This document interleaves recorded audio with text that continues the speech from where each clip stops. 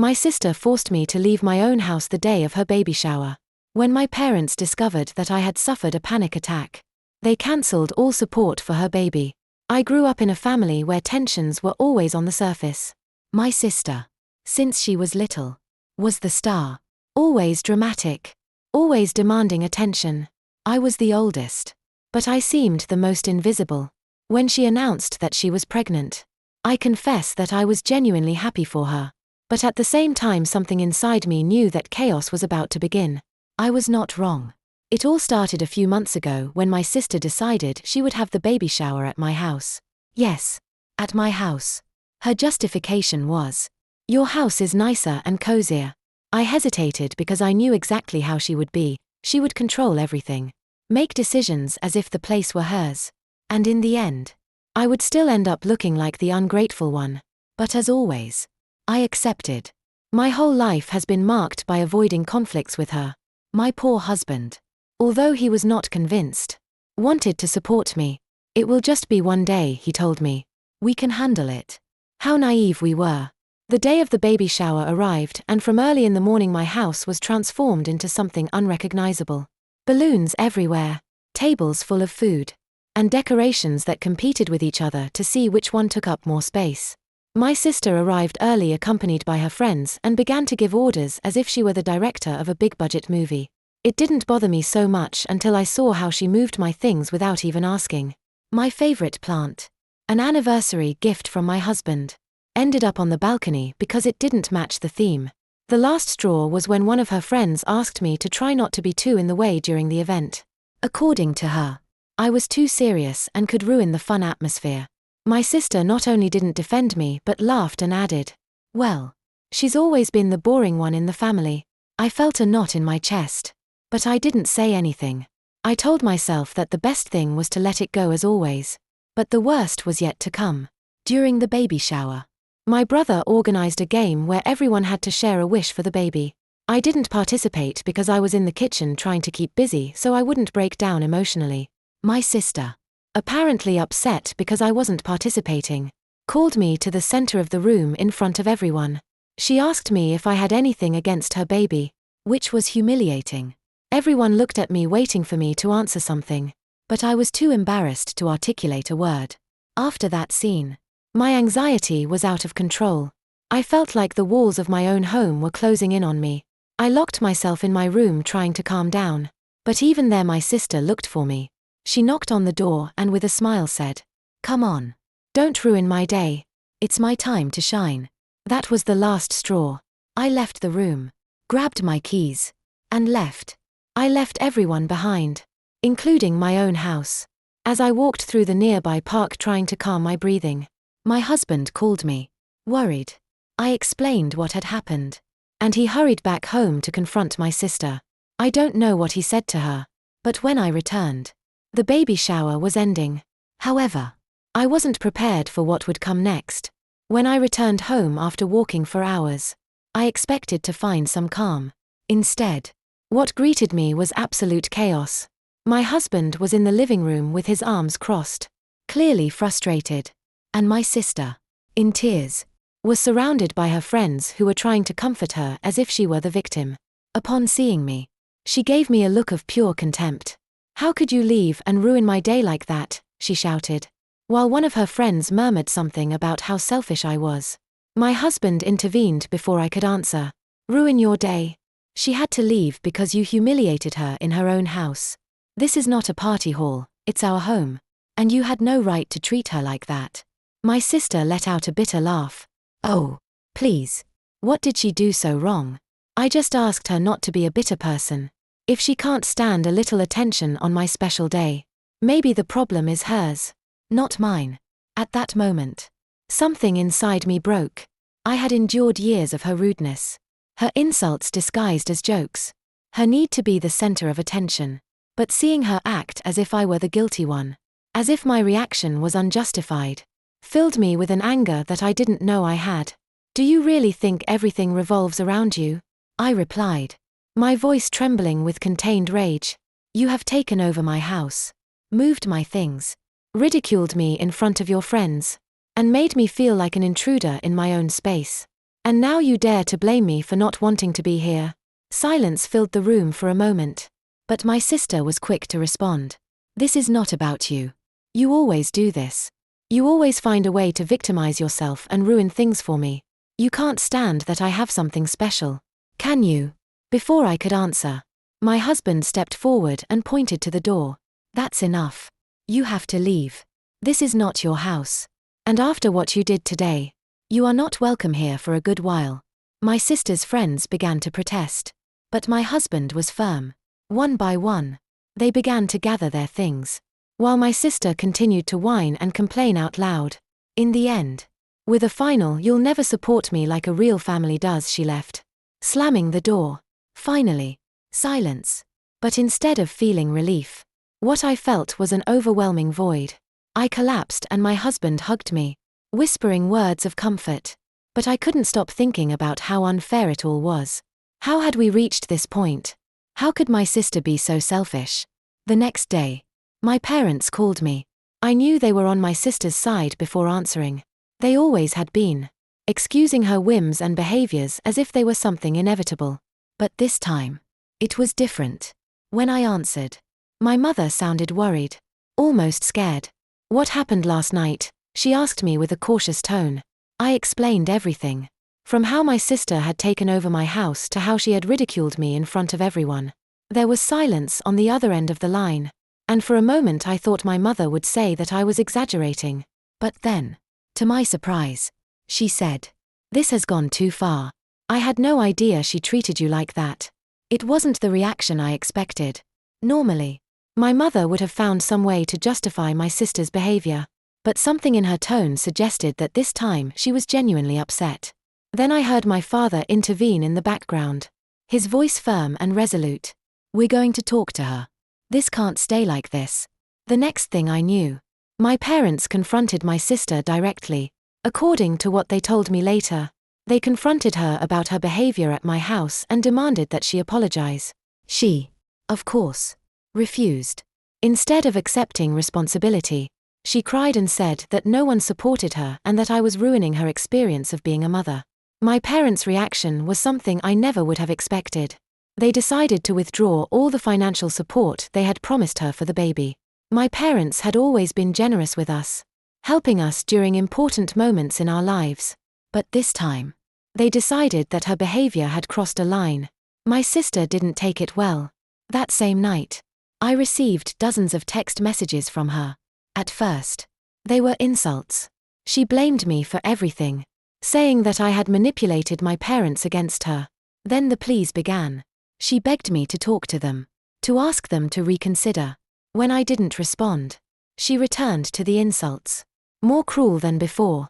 Despite everything, I felt a strange sense of relief. For the first time in a long time, I wasn't alone in this. My parents finally saw what I had endured for years. But I knew that this was only the beginning. My sister wasn't going to give up so easily. Several days passed after the confrontation with my parents. Although I felt relieved that they finally saw the truth, I couldn't avoid a constant knot in my stomach. I knew my sister too well. Her resentment had no limits. And I knew she would find a way to get back at me. It didn't take long for it to happen. The first blow came when my husband found a series of posts on social media that my sister had made. In them, she described me as a saboteur and enemy of her happiness. She said that I was jealous of her and her pregnancy and that I had always tried to overshadow her in every important moment of her life. The posts were full of supportive comments from her friends and acquaintances, all sharing her indignation without even knowing what had really happened. My name was not explicitly mentioned, but it was obvious to anyone who knew our family that she was talking about me. I tried to ignore it, but things got worse when some family members started calling me to clarify what was happening. An aunt who had always been close to my sister asked me directly, "Why are you so determined to make her life so difficult? She's just trying to enjoy her pregnancy, and you're putting obstacles in her way." I couldn't believe it. I tried to explain what had happened, but it was useless. She had already taken sides. It was then that I understood the scope of what my sister was doing. She was building a narrative where she was the victim and I the villain. And the worst thing is that it was working. While this was happening, my mother was trying to remain neutral. Despite withdrawing financial support from my sister, she kept asking me to let things go and try to make peace. Understand that she's stressed. Honey, she's pregnant. Her emotions are out of control. I wanted to scream at her that her constant indulgence towards my sister was part of the problem. But I held back. I had learned long ago that arguing with my mother about this issue was like talking to a wall. My father, on the other hand, was furious. He called me several times to make sure I didn't give in to my sister's pressures. This is not your fault. And you don't have to endure any more. Enough is enough, he said with a tone of voice that he rarely used. I felt his support like a small balm in the midst of the chaos. But my sister didn't stop. One afternoon, while returning from the supermarket, I found a box at my door. Upon opening it, I discovered a series of broken objects, photos from our childhood. A couple of letters I had written to her years ago. Even a pendant that I had given her when we were children.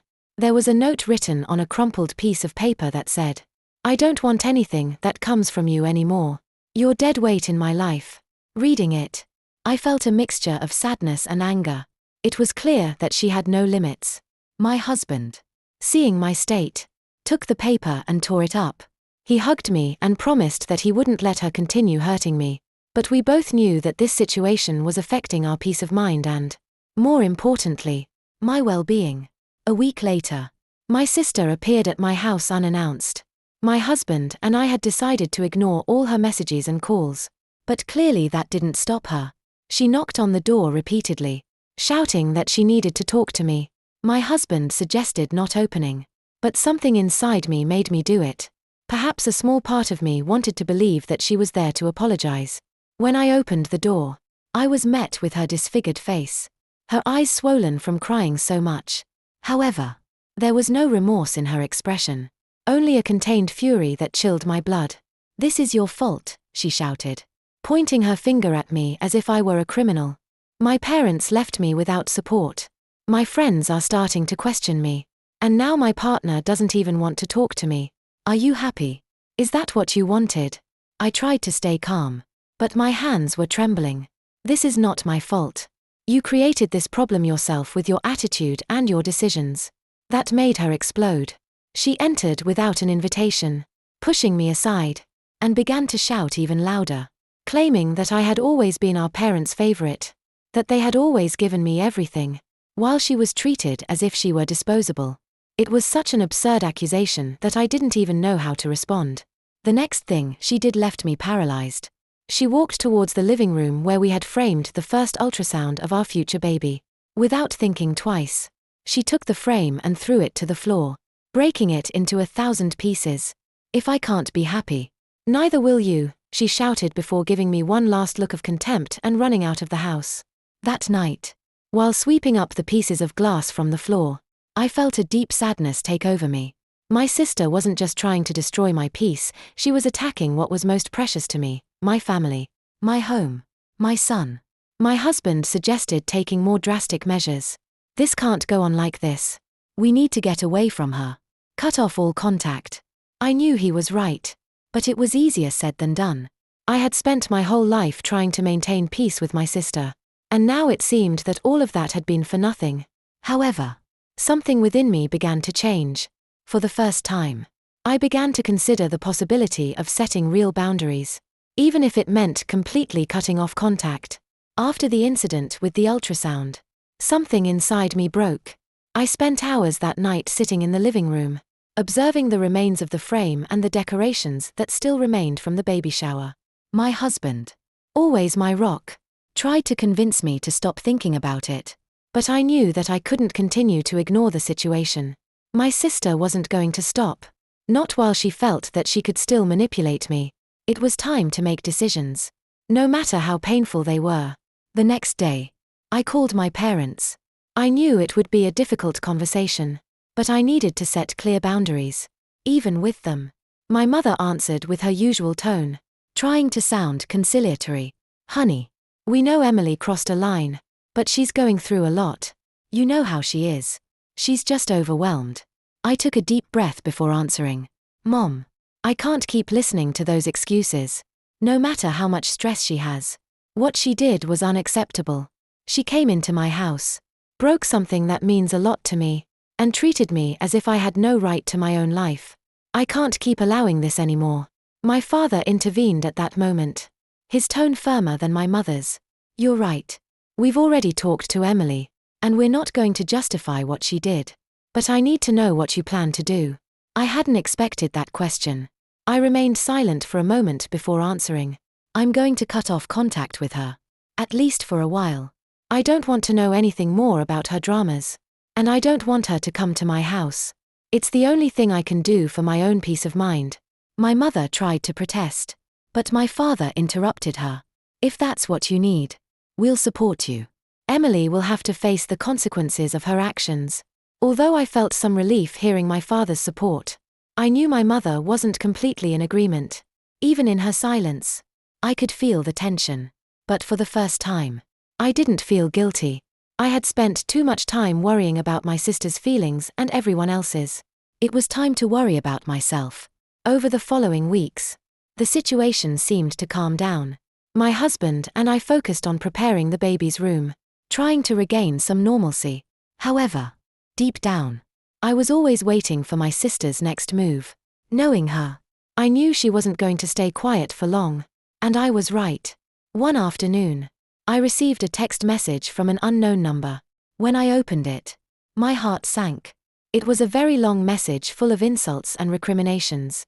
My sister blamed me for everything, for my parents withdrawing their support, for her partner distancing himself, even for her friends starting to question her. According to her, I had sabotaged her entire life. I ignored the message. But that same night another one arrived. This time addressed to my husband. In it, my sister tried to convince him that I was the cause of all our problems and that he should reconsider being with me. My husband, of course, was quick to block the number. But I knew that this was just the beginning. Shortly after, I received an unexpected call from my sister's partner. At first, I thought it would be another confrontation. But his tone was completely different. He was tired. Almost defeated. I just wanted you to know that I'm sorry, he told me with a sigh. I know Emily has been difficult, but I can't handle it anymore. I'm thinking of ending the relationship. I didn't know what to say. On the one hand, I perfectly understood his position. I had lived with her behavior my whole life. On the other hand, I didn't want to be the reason why their relationship ended. I tried to be honest without getting too involved in his decisions. I'm so sorry. I can't tell you what to do, but I hope you find the peace you need. Whatever your decision may be. When I hung up, I felt strangely relieved. Not because of their possible breakup, but because for the first time, someone else saw what I had endured for years. But that relief didn't last long. A few days later, my parents came to visit me. While we were having coffee in the living room, my mother, visibly uncomfortable, brought up the subject of Emily. Honey, she called me. She says she wants to talk to you. That she's willing to apologize. I looked at my mother in disbelief. After everything that had happened, did she really expect me to give her another chance? Before I could answer, my father intervened. You can't force her. Love. Emily needs to understand that her actions have consequences. We can't keep sweeping everything under the rug. My mother sighed, clearly torn between protecting my sister and supporting me. But for the first time, she didn't try to pressure me. She simply changed the subject. And for the rest of the visit, we avoided talking about the matter. The real blow came a few days later when my husband received an envelope in the mail. Inside was an anonymous letter full of terrible accusations, that I was a negligent wife, that I wasn't prepared to be a mother, and that my mental health was a danger to my future child. Although it wasn't signed, I recognized the handwriting immediately. It was Emily's. Reading it, I felt a mixture of anger and sadness. How had I come to this point? How could someone hate me so much? Especially my own sister. My husband wanted to take the letter directly to my parents, but I stopped him. I knew that confronting her would only fuel her narrative that I was the villain. Instead, I made the most difficult decision I had ever made in my life: cut off all contact with her. I blocked her number, deleted her messages, and asked my family not to mention me in their conversations with her anymore. It was a painful step, but I knew it was necessary to protect my peace and that of my family. However, I knew that this wouldn't be the end. With Emily, nothing ever was. After cutting off all contact with my sister, I felt a momentary relief, as if a heavy load had been lifted from my shoulders. However, that tranquility soon turned into a kind of constant vigilance. Although I had blocked her number and removed any trace of her from my social media, I couldn't help but feel that something else was coming. And I was right. A few days later, while my husband and I were finishing organizing the baby's room, my mother called. It wasn't a casual call. I could feel the urgency in her voice from the moment I answered. "Emily showed up here this morning," she said, pausing to sigh deeply. "She's furious. But she also seems lost. She says that you have destroyed her life and that no one is on her side." I felt a knot in my stomach hearing those words. As much as I tried to distance myself emotionally, it was difficult not to feel a small hint of guilt. I knew that my mother expected me to say something conciliatory, but I could no longer carry that responsibility. "Mom, I can't do anything more for her. I've endured too much. And now I have to protect myself and my baby. If Emily is so lost, she needs professional help." Not another superficial apology from me. There was a long silence before my mother murmured a weak, "I understand." It was the first time in my whole life that she didn't try to pressure me to give in to Emily's demands. Although it was clear that it hurt her, I think she had finally accepted that her younger daughter wouldn't change with simple words. But Emily wasn't going to give up so easily. That same afternoon, while my husband and I were enjoying a quiet moment watching a movie, someone knocked on the door insistently. I looked out the window and felt a chill recognizing her silhouette. It was Emily. My husband, always protective, was the one who approached the door. Without opening it, he spoke from the other side. "Emily, you can't be here. We ask you to respect our space." She responded with a tone that wavered between despair and anger. "I just want to talk to her." Is that too much to ask?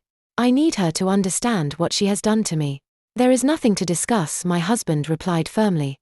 "The best thing for everyone is that you leave." There was a moment of silence followed by a loud bang against the door. Then, we heard her walk away, cursing and yelling things that we could barely understand.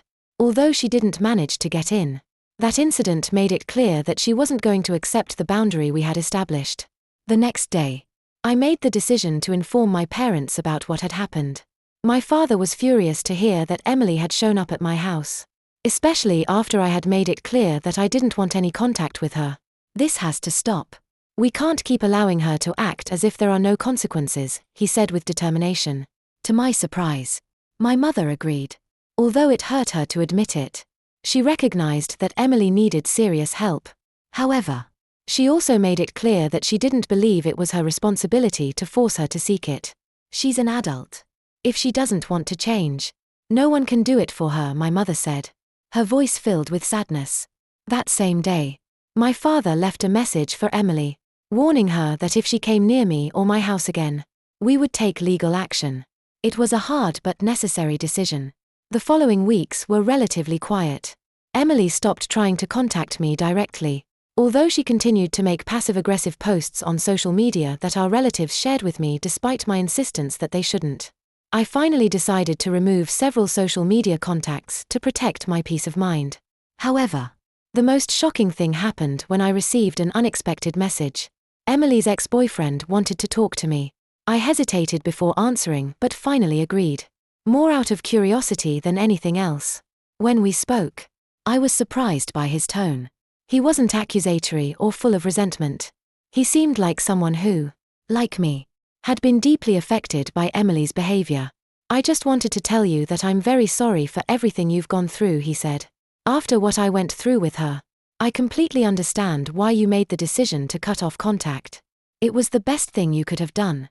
He told me that after ending their relationship, Emily had begun to harass him, constant calls, messages full of reproaches. She had even shown up at his workplace in an attempt to reconcile. He finally had to file a restraining order to protect himself. Although I wasn't happy to hear about his suffering, his words made me feel less alone. For the first time, someone who wasn't part of my family understood exactly what I had endured for years. Finally, after months of chaos, my husband and I made a decision that we had been secretly considering: to move. His family lived in another state in a quiet community where we could start over. Away from the constant drama. We decided not to tell anyone except my parents until everything was ready. When I informed my parents, my father was understanding. Although he was clearly hurt by the idea of me moving away, my mother, on the other hand, seemed devastated but didn't try to stop me. I think she finally understood that this was the only way to protect my peace and that of my family. The move was an emotional but also liberating process. We left our house behind. And with it, all the wounds that Emily had caused. In our new community, far from her reach, we finally found the calm we had longed for so much. To this day, I have no contact with Emily. According to what my parents have told me, she still blames me for everything that went wrong in her life. But it no longer affects me. I have learned to prioritize my well-being and that of my family above anything else. My son was born healthy and strong. And now every day is full of laughter and love. I can finally say that I have found peace. And I am determined not to let anyone take it away from me again.